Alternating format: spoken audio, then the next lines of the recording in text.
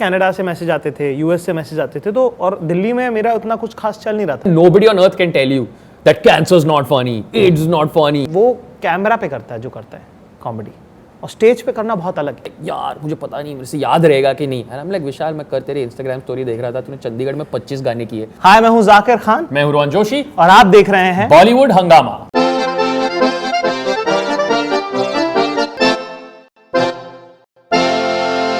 So the new show on Amazon, it's called One Mic Stand, looks very interesting, and we have with us two of the main players of that show, Rohan Joshi and Zakir Khan. बहुत बहुत स्वागत आप लोगों का बॉलीवुड हंगामा पे पहले. बहुत बहुत शुक्रिया. And briefly, if you can please tell us something about what exactly is the show all about. It's a show where celebrities who are not known for comedy at all, so people like Vishal Dadlani, Taapsee Pannu, people like that get on stage and they try stand-up comedy in front of a live audience, like a proper 10-minute set for the first time in their lives. And what happens is comedians like Zakir bhai here, myself, Sapan, we mentor them and get them ready for that sort of night on stage and see how the experience goes for them. And it's basically a fish out of water show, but also amazing because turns out a lot of these fish can walk. Yeah. So, yeah. Okay, so Zakir, आप एक बहुत ही कमाल के stand up comic हैं, and I think बहुत ही ज़्यादा मोहब्बत करते हैं लोग आपसे, आपके काम से भी जी. लेकिन ये जिस तरीके से डिजिटल प्लेटफॉर्म्स में आपको जो मकबूलियत मिल रही है, क्या आपको लगता है कि दैट नॉट ओनली इंडिया में बट दुनिया भर में लोग आपको जानने लगे हैं इसकी वजह से? हाँ, मतलब हाँ जानने लगे हैं. हाँ बिल्कुल. सख्त लौंडा दुनिया भर में इस वक्त जो है वो सख्त हो चुका है. जी भाई, वो क्या हुआ था कि जब पहले 2013-14 में एक किसी न्यूज़ चैनल ने एक साइट से ऐसे शोज शुरू किए थे, तो उस वक्त जो है जब वो उन्होंने यूट्यूब पे डाले तो मुझे ऐसे कनाडा से मैसेज आते थे, यूएस से मैसेज आते थे, तो और दिल्ली में मेरा उतना कुछ खास चल नहीं रहा था, पर मैसेज दुनिया भर से आ रहे थे. तो मुझे मैंने अपने एक दोस्त को बात करते करते लगा था कि यार मैं सड़क पे चल रहा हूँ और मुझे मालूम है कि हवा चल रही है, मैं पत्ते हिलते हुए देख रहा हूँ, पर मुझे टच नहीं हो रही, पर मुझे मालूम है कि ये सही कुछ जा रहा है और यही क्या मतलब वे फॉरवर्ड है, डिजिटल ही आगे जाएगा. और मेरे ख्याल से we had examples like AIB and EIC, ये लोग बहुत अच्छा कर रहे थे उस दौरान. तो आई थिंक हमको एक थोड़ा सा गाइडिंग पाथ भी हमको मिला उससे. और वही बात है भाई कि ये तो एक बेटन जैसा है ना, और ये हर इंडस्ट्री में होता है कि किसी ने किसी को पास की, किसी ने किसी को पास की, मैं किसी और को पास करूँगा. बस ये कि हमारी कोशिश रहती कि हम उसको आगे से आगे लेके जाएँ. ये ना कॉमेडी इंडस्ट्री अभी इतनी छोटी है ना कि हम सब वो परिंदे हैं जो एक चादर के नीचे आ गए. अब अगर एक भी ठीक से थोड़ा उड़ जाएगा ना तो बाकी सब अपने आप उठ जाते हैं. क्या तो बात है, बड़ा मजा तो शायर भी हैं? नहीं साहब, ठीक है, आप तो शायर एक्चुअली है. इसमें शायरी है कि पत्ते हैं, हवा है, और it's totally. I've seen somebody wearing a Suck Londa t-shirt in Amsterdam. So if anything you need to know about is sort of global this thing. No, definitely. I think he's really popular and very funny. I think the best part is that his jokes are not forced. They come across very natural. And tremendously relatable, right? Very relatable. Yeah. बस हो गया guys. Great interview. Thank you. In fact, विशाल डडलानी का आपने बताया कि he is one of the mentors, and उन्होंने एक बार एक आपका YouTube का लिंक शेयर किया था, and it was hilarious. I think he is a very kind person. उन्होंने मतलब अभी भी हम अब वैसा वाले ना भाई, क्योंकि मैं तो अभी 2009 तक तो मैं इंदौर में ही था यार. तो मैं मतलब ना कॉलेज से आके खाना खाते टाइम मैं टीवी पे देख कैसे करता, मैं कहा हाँ ये तो मैं ही कर लूँगा, ठीक है. सेम लोगों को आप देख रहे हो कि वो आपसे मिल रहे हैं और उन्होंने आपका काम देखा हुआ. एयरपोर्ट पे इतने सारे लोग मिलते हैं जो आपसे बात करते हैं, वो आपसे मुतासिर हैं ऑलरेडी. तो वो इतना अनरियल सा लगता है कई बार तो कि यार ये हो रहा है कि हमारे साथ ही हो रहा है. हर दिन अपने अम्यूजमेंट्स को नॉर्मल करना ही जिंदगी मेरे ख्याल से एज एन आर्टिस्ट, ठीक है, और वो जी रहे हैं. Okay, so comedy is very serious business, but people also tend to have very serious issues about not being funny and taking some sort of issues with any joke whatsoever. So how has your experience been that when people don't have a sense of humor, how do you deal with that? It depends on the scale. If most people don't have a sense of humor, then honestly it's their problem, not yours. You can't go into their head and make them have a sense of humor. If they are not going to see a joke in the right spirit in which the joke was made, you can't beyond a point go in and police and change everybody's thoughts. When you buy a ticket to a stand-up show, you choose to be there. Nobody has forced you to be there. If you don't find something funny, you are welcome to leave. You are welcome to not find it funny. It is not my job to change your mind. It is not my job to change who I am to do something that you find funny at the cost of my audience. But the only problem is in this, we also happen to live in a sort of culture where once it reaches a certain scale, it's just that the legal system is set up in a way where it's easier to harass somebody if you think they're offensive using the law than it is to defend your right to free speech using that law. And I think that's the only place where it becomes tricky. Do you have certain censor issues in your mind that this is something that I can talk about, this is something that I cannot make a joke on? No, not really, in the sense that I have that much faith in my audience and the people who sort of watch my comedy. And also I feel like if I can explain the thought process behind the joke that I was making and I can stand by it, then I'm okay with that. Because at the same time, I also don't just want to shock for the sake of shocking or any of those things. So no, I think it's fine. Like I don't have a problem with it as such. Okay so Zakir भाई, आपके जहन में कुछ ऐसी चीज़ें रहती हैं कि यार इस चीज़ के बारे में अगर जोक बनाऊंगा पता नहीं कौन बुरा मान जाए?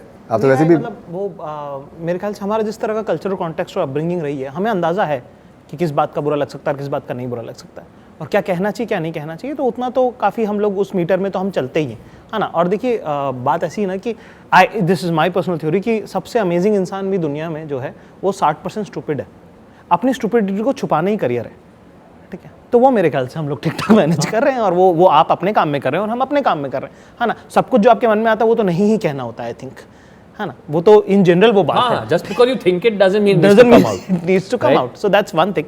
दूसरी बात ये मुझे कॉमेडी को लेके कि क्या फनी और क्या नहीं फनी है, मेरा एक मानना है कि जैसे रोना एक इमोशन है ना, कि किसी छोटी बच्ची को अपनी गुड़िया टूटने पर रोना आता है, किसी इंसान को अपनी माँ मरने पर रोना आता है, किसी इंसान को नौकरी छूटने पर मरना होता है, किसी को अपने डिवोर्स होने पर रोना आता है, ठीक है। तो आप जिसकी माँ मरी है और जिसकी गुड़िया टूटी, आप उनको कंपेयर नहीं कर सकते कि अरे क्या तुम गुड़िया टूटने पे रो रहे हो, उसकी तो माँ मर गई थी, देखो माँ मरने पे जो रोना होता है वो असली रोना होता है। ऐसे आप कॉमेडी भी एक इमोशन है, हंसना एक इमोशन है, आप उसको कंपेयर नहीं कर सकते कि अरे तुम इस बात पे कैसे हंस दिए, ये तो वो बात होनी चाहिए थी, उस पर हंसा जाता है, वो महान है, ऐसा कुछ नहीं है। It's an emotion, it's a real art form जी। हाँ। सो मैंने शेखर सुमन साहब का मैंने इंटरव्यू किया था कुछ दिनों पहले, और हम लोग बात कर रहे थे, जैसे उनका शो आता था मूवर्स एंड शेकर्स, बहुत ही आई थिंक कमाल का शो था, उसमें हर किसी का वो मिमिक्री करते थे and everyone used to take it sportingly, चाहे वो लालू प्रसाद यादव हों। उन्होंने एक इंसिडेंट बताया कि वाजपेयी साहब एक बार किसी शादी में उन्होंने अपनी गाड़ी रोकी and he came and hugged him and that मुझे बड़ा मज़ा आता है आपका शो देखने में, आज जिस तरीके से आप मेरा भी आप मिमिक्री करते हैं मुझे बहुत मज़ा आता है। तो मैंने पूछा कि आज के दौर में कि आप कर सकते हैं, तो उन्होंने कहा मुझे सोचना पड़ेगा, sure, I am not too sure. So I'm saying from that perspective, so when we see shows in US, for example, most of the jokes, they are political jokes, but I'm sure that you'll think twice before cutting a political joke. right? Because also US में एक तो legally enshrined constitution में first amendment है, which is absolute freedom of speech, where you can say whatever you want and no law can come after you because your freedom of speech is held sacred. If you look at our laws is something called freedom of speech with rights and restrictions, which is very vague and nebulous. So it's not just on one hand, yes, it's a cultural issue. We sometimes, our culture is a little more sensitive, our culture is a little more all of that, but it's also a legal issue. In that sense, you have to think a little bit, because there are a lot of laws that can be used to make you regret saying certain things, which is not a problem in America. So for example, you see that their comedians can be more forceful because beyond a point, there's not a power in the world that can touch them. So that I think is a huge difference between there and here. Which also then results in a difference in output. या और दूसरा cultural context बहुत अलग है उनका और हमारा, बहुत अलग कल्चरल कॉन्टेक्स्ट है, बिल्कुल पोलराइज्ड कल्चरल कॉन्टेक्स्ट है उनका और हमारा। तो ज़रूरी नहीं कि उनके कॉमेडियन जो बात कह रहे हैं वो बात हम यहाँ कहें तो उतनी पसंद भी की जाए, वो आपको सुनने में शौक ले, तो वो वाली बात है ना कि अवतार अगर बनेगी तो हमें बड़ी अच्छी लगती है इंग्लिश में, है ना। ज़रूरी नहीं कि यहाँ पे कोई अगर कहेगा तो आप उसको इतना सब्सक्राइब भी ना करो आप उसको, क्योंकि जगह अलग है ना, और जैसी लैंग्वेज अलग होती है ना, आपको एलियनाइज हो जाता है वो रीजन आपके लिए, उसमें जो हो रहा होता है आपको एक्सेप्ट करना होता है। आप जैसे लैंग्वेज आप वो कर लेते हो कि हाँ हो रहा होगा कुछ इनके, ठीक है, वैसे आपको अपने कॉन्टेक्स्ट में उतना नया भी बैठे उसको, तो ज़रूरी नहीं है, बहुत डिफरेंस है। तो ज़रूरी नहीं कि सब कुछ जो वेस्ट में हो रहा है वो उतना ही एप किया जाए, हमारे हिसाब से, हमारे मीटर के हिसाब से, हमारी समझदारी हिसाब से ठीक ठीक ही चल रहा है, हम खुश हैं। हाँ, एब्सोल्युटली। तो कौन सी ऐसी चीज़ें जिसके बारे में आपको नहीं कहना चाहिए? फॉर एग्जाम्पल चलिए बात करते हैं। अब वो तो नहीं कह के ही पता चलेगा जब नहीं कहना तो बताऊंगा थोड़ी मैं आपको, ठीक है, आप तो चले जाओगे, मुझे तो जिंदगी भर करना है ना ये। मैं समझ रहा हूँ। Like also I don't think कि दुनिया में एक ऐसा कोई टॉपिक है जहां आप कह सकते हो कि इस टॉपिक को फनी नहीं बना सकते। I don't think that's true. I think everything depends on perspective. जैसे कोई लोग बोलते हैं कैंसर के बारे में जोक्स कैसे कर सकते हैं, मतलब कैंसर है यार, but one of the greatest stand up sets is a lady called Tig Notaro in America who went up and did a stand-up set the day she found out she had cancer.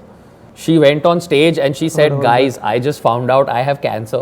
And then for 15 minutes, she made everybody laugh by the fact that I have just come from the doctor and found out that I have cancer. And you watch that set and then nobody on earth can tell you that cancer is not funny, AIDS is not funny, this is not funny. No, all that matters is perspective. There's no subject or topic that you can say is or isn't definitively funny. It's only perspective that can or can't be funny on that subject. और joke का जो जनन प्रजनन होता है, जो उसका जन्म है, ठीक है, वो बहुत ऑफेंसिव होता है, ठीक है। उस ऑफेंसिव लाइन को सबसे नॉन ऑफेंसिव वे में डिलीवर कर देना ही स्टैंड अप कॉमेडियन का करियर है। कि वो जब हमारे दिमाग में आई है ना वो बात, जब तब तो ऐसी है कि किसी 4 लोग तो छोड़ो, बगल वाले को भी नहीं बतानी चाहिए। हाँ, ठीक है, हाँ।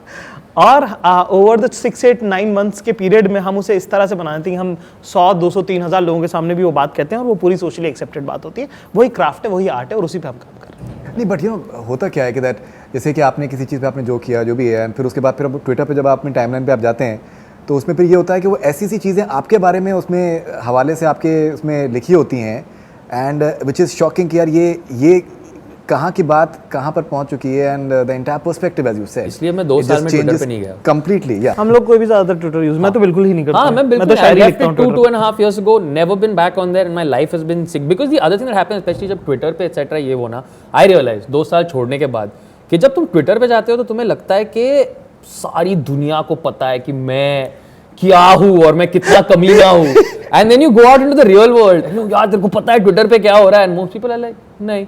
एक तो मुझे ट्विटर पे मुझे नहीं पता ट्विटर क्या हो रहा है, एंड यू रियलाइज कि that's a storm in a tea cup and real world में कुछ इफेक्ट नहीं है। ट्विटर पे जो लोग बहुत एक्टिव होते हैं उन्हें मालूम भी नहीं कि दुनिया में क्या चल रहा है, ठीक है। वो अपनी एज के भाई साहब काले पेड़ की तो जिंदगी बर्बाद हो गई। मैं कौन काला पेड़? अरे ट्विटर हैंडल पता नहीं क्या? नहीं पता है, नहीं पता एग्जैक्टली। उनका अपना ही वो ना, एक्चुअली वो एज सोसाइटी ट्विटर जो है आगे बढ़ गया, ठीक है, और रियल वर्ल्ड कैच अप नहीं कर पा। हाँ, उनके साथ वो अलग ही कहीं crazy. वो 2065 में घूम रहे हो, ठीक है। Like when someone would say something about me on Twitter 2.5 years ago, it would affect the hell out of me because I was on Twitter.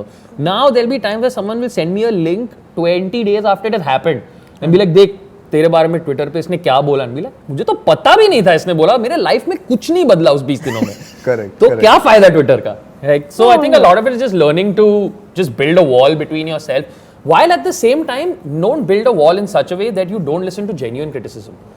Because sometimes वो भी लाइन होता है where you will call all genuine critics also ये बस hater है। नहीं, which is not true. Genuine criticism is genuine criticism. You have to learn to take that while also filtering out hate that is hate for the sake of it. Don't ever get in a position and be like, I will not listen to anything negative about me, because that is the path to arrogance.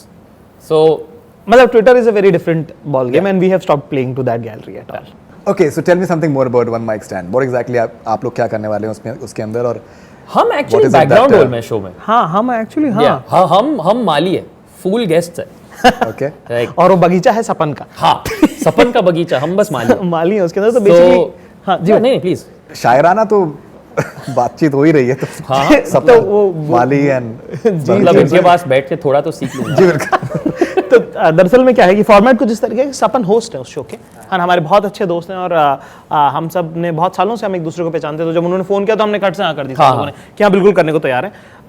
दूसरा फिर एक celeb आएंगे उसी episode में, तो पूरा उनको सिखाना, उनको बताना, और ये सारे परफॉर्मर्स हैं, जैसे मैंने भुवन के साथ किया है ना। अब भुवन खुद भी परफॉर्मर है, पर ये वाली बात की क्योंकि वो कैमरा पे करता है जो करता है कॉमेडी, और स्टेज पे करना बहुत अलग है। कोई भी किसी भी तरह का आर्ट फॉर्म और स्टैंड अप कॉमेडी में एक बहुत बेसिक फ़र्क है कि जब आप पेंटिंग बनाते हैं और पेंटिंग अच्छी नहीं बनती तो पेंटिंग अच्छी नहीं बनी ना,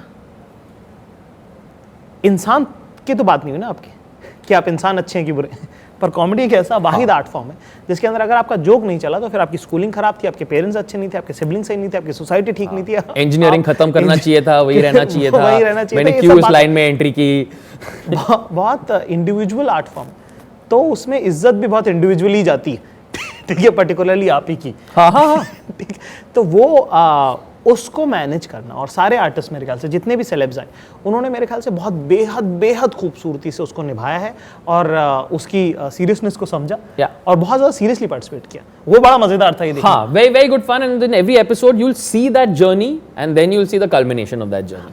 Great. So that's the great thing. You'll see the behind the scenes also. Like I was mentoring Vishal and I found it very funny because Vishal, he had to do 10-minute set and show के पहले he's like, यार मुझे पता नहीं मेरे से याद रहेगा कि नहीं। And I'm like, विशाल मैं कर तेरे Instagram स्टोरी देख रहा था, तूने चंडीगढ़ में 25 गाने किए। तो मतलब तू इसका टेंशन क्यों ले रहा है? 25 गाने स्टेप्स के साथ किए तूने, ये तो 8 मिनट जोक्स है यार, निकाल ले। And he was great. Right. So It's really nice to see these people as performers getting pushed out of their comfort zone and then blossoming in that and feeling a bit like, hey, I had something to do with that. And इसका high value इतना ज़्यादा नहीं कि मैं मेरे वालिद साहब को यही बोला कि वो मेरे ना यूट्यूब वीडियोस पे कई बार कमेंट्स पढ़ लेते हैं तो बड़ा स्ट्रेस ले लेते हैं कि यार लोग तो ये क्या, तो ये इतना हाई वैल्यू शो है कि मैंने उनको अभी बोला कि पापा 15 तारीख को रुको, एक बहुत अच्छी चीज़ आ रही है, ठीक, तो उसका माहौल इतना बढ़िया है उस शो का कि घर वालों को दिखा सकते हो। तो 15 नवंबर को, यार 15 नवंबर इट्स रिलीज।